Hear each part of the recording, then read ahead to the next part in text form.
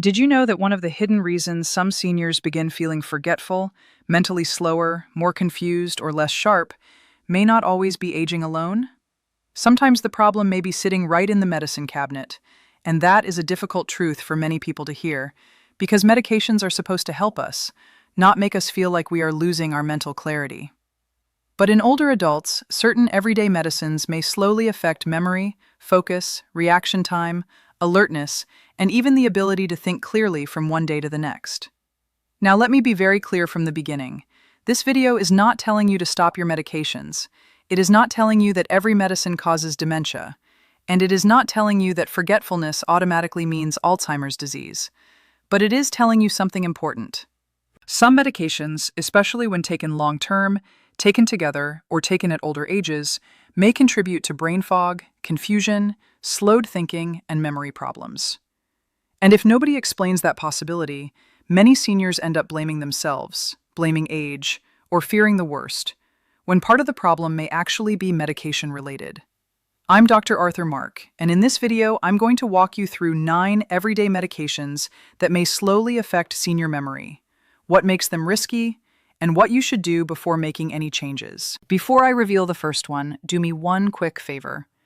If you care about protecting your memory, protecting your independence, and staying mentally sharp as you age, subscribe to this channel right now. Because many seniors are never given these explanations until the damage to confidence, focus, and quality of life has already started. And if you know a parent, spouse, sibling, or friend over 60 who takes several medications, share this video with them too. It may help them ask the right question before a small problem becomes a bigger one. Now let's begin with something very important. As we age, the brain becomes more sensitive to medication side effects. The liver and kidneys may clear drugs more slowly. The brain may react more strongly to sedating medicines. Balance becomes more fragile. Sleep may already be lighter. Memory may already be under a little pressure. Then 1 or 2 medications are added, then maybe a third, then a fourth, and suddenly the person says, "I just don't feel like myself anymore." That is why this conversation matters. Let's begin with number 9. Number 9 is older allergy medications and over-the-counter sleep medicines that contain diphenhydramine. Many people know this ingredient from nighttime sleep aids and some allergy pills. It can make you sleepy, and because of that, many seniors use it to help them sleep. But here's the problem. Diphenhydramine has strong anticholinergic effects. That means it blocks a brain chemical called acetylcholine. Acetylcholine is very important for memory, learning, alertness, and communication between nerve cells. When you block too much of it, seniors may feel drowsy, foggy, confused, forgetful, dry-mouthed, constipated, or unsteady. This is one of the most common hidden problems I see. A person starts taking a nighttime product to sleep better, but over time they become more groggy, slower, and less mentally clear. And because it was over the counter, they assume it must be harmless. That assumption can be costly. Number 8 is bladder control medications, such as oxybutynin and similar medicines used for overactive bladder. These medications can be helpful for urgency and frequent urination, but many of them also have anticholinergic effects. That means they may affect the same memory-related brain chemistry we just talked about. For some seniors, the result is subtle at first. They may lose focus more easily. They may walk into a room and forget why they went there. They may feel more tired mentally. Family members may say, "You seem different lately." The hard part is that the medicine may be helping the bladder while quietly affecting the brain. That does not mean nobody should take these medications. It means the risk should be reviewed, especially in seniors already noticing brain fog or already taking other anticholinergic drugs. Number 7 is anti-anxiety medications, such as lorazepam, alprazolam, diazepam, and similar medicines. These are often called benzodiazepines. They can reduce anxiety, help with sleep, and calm the nervous system. But in older adults, they can also slow the brain down. They may cause sedation, slower reaction time, poor concentration, forgetfulness, and sometimes confusion. The senior brain is more vulnerable to this effect than younger adults. What feels mildly calming in one person may feel mentally blunting in another, especially after 60 or 70.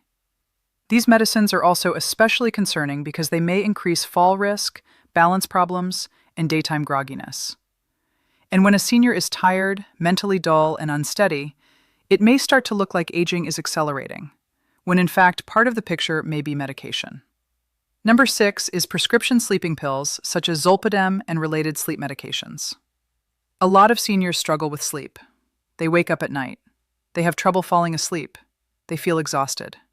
So when a medication helps them sleep, they naturally feel grateful for it. But some sleep medicines may leave a mental hangover.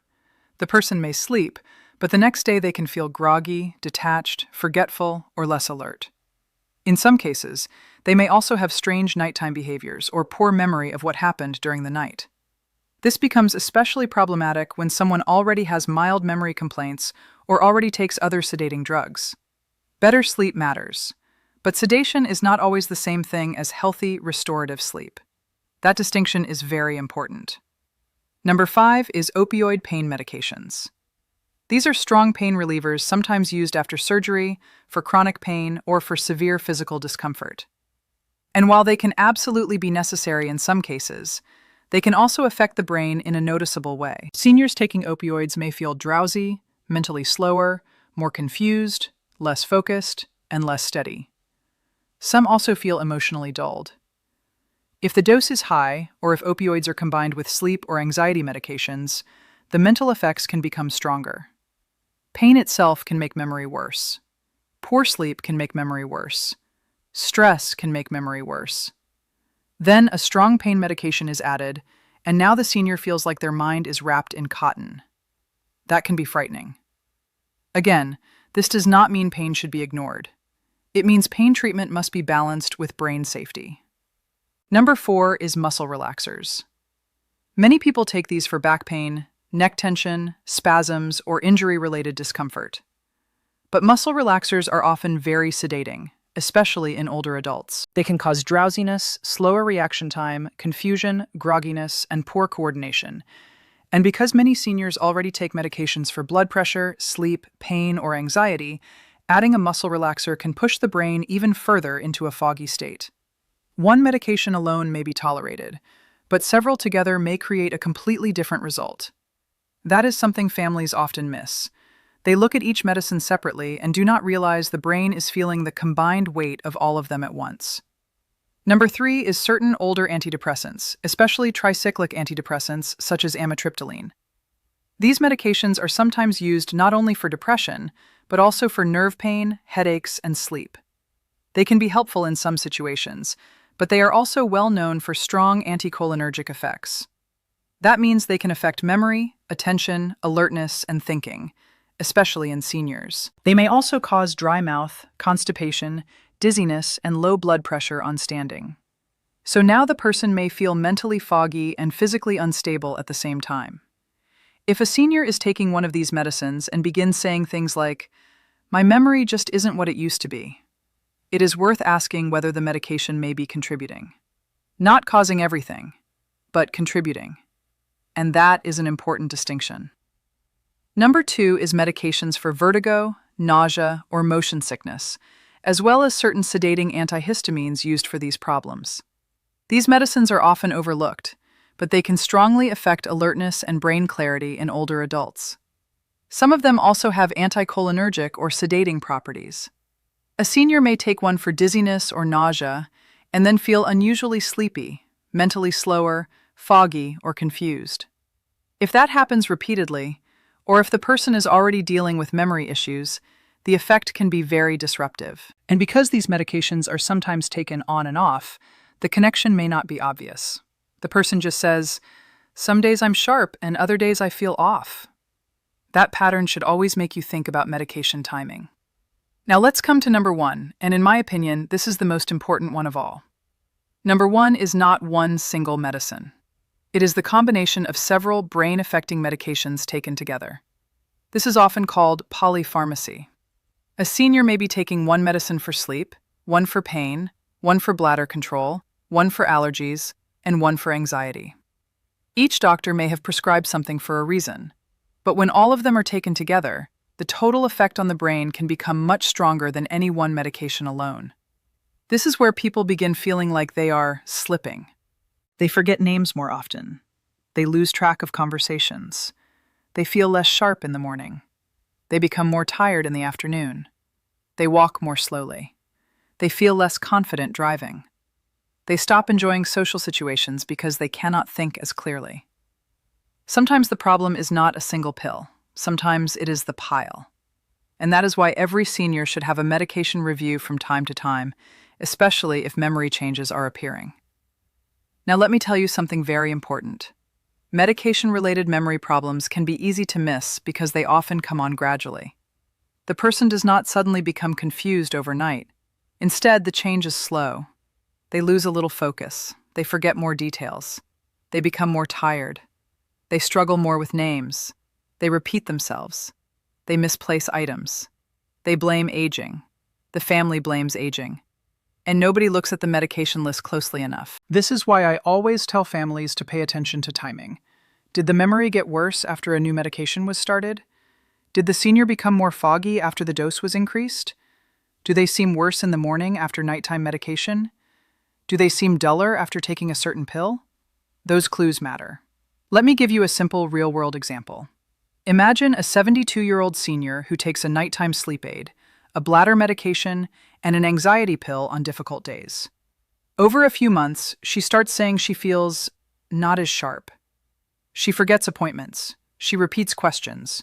Her family worries about dementia. Now, could it be dementia? Possibly. But it could also be that the brain is being burdened by several medications with sedating or anticholinergic effects. And if nobody reviews that possibility, the real issue may be missed. This is why medication review can be so powerful. Now let me also say this clearly. Never stop a medication suddenly just because it appeared in a video like this. Some medicines must be reduced slowly. Some are very important. Some should only be changed under supervision. The goal is not fear. The goal is awareness. So what should you do? Here is the practical plan I recommend. First, make a full medication list. Write down every prescription medicine, every over-the-counter product, every sleep aid, every allergy tablet, every bladder pill, and every supplement. Many seniors forget to mention over-the-counter products, but those can be very important. Second, circle the medicines most likely to affect the brain. That includes sleep medicines, older allergy pills, bladder medications, anxiety medicines, pain medicines, and any strongly sedating medication. Third, schedule a medication review with your doctor or pharmacist. Ask a direct question. Could any of these medicines be affecting memory, attention, or confusion? That question alone can open an important conversation. Fourth, never stop medications abruptly unless a medical professional tells you to. Some medicines require tapering. Some need safer alternatives. Some need a different dose. The answer is not always stopping. Sometimes it is switching. Sometimes it is lowering. Sometimes it is simplifying. Fifth, watch for improvement if changes are made. If a sedating or anticholinergic medicine is reduced or replaced, does the senior feel more alert, less confused, more steady, more like themselves? That feedback matters. And there is one more thing I want to say before we finish. Not every memory problem is caused by medication. Sometimes there are deeper issues such as dementia, depression, vitamin deficiencies, poor sleep, thyroid problems, dehydration, infections, or blood sugar swings. That is why proper evaluation matters. But medications are one of the most overlooked pieces of the puzzle. And because they are often overlooked, many seniors suffer longer than they need to. So if you or someone you love is over 60 and becoming more forgetful, foggy, tired, confused, or mentally slower, do not panic. But do not ignore it either. Look at the medicine list, ask questions, get it reviewed, and protect the brain before small warning signs become bigger problems. If this video helped you, subscribe to Dr. Arthur Mark, like this video, and share it with a senior, caregiver, or family member who needs this information. One good medication review can sometimes change far more than people realize. And if you want, comment below with this phrase, "Check the medicine list." That tells me you're not just watching, you're taking action.